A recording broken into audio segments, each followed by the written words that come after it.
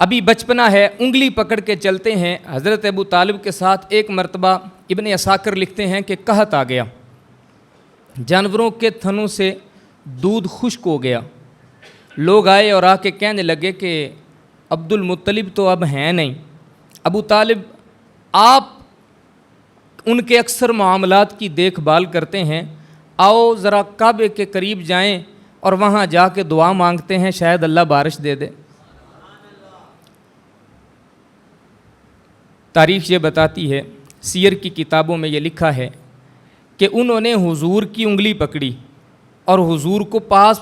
ساتھ لے کے کعبے کے صحن میں آ گئے، کعبے کی دیوار کے ساتھ حضور کی کمر لگائی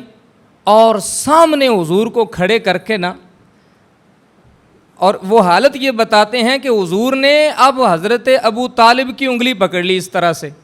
کھڑے ہیں دیوار کے ساتھ، یہاں کھڑے ہو کے دعا مانگی، حضور کے چہرے کی طرف دیکھ کے بارش کی دعا مانگی۔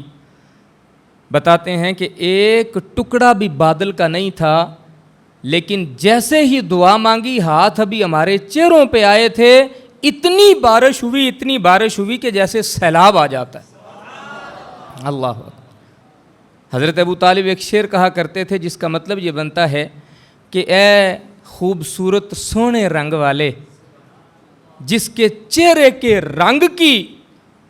برکت سے ہم دعا مانگا کرتے تھے اور ہمیں بارشیں عطا ہو جایا کرتی۔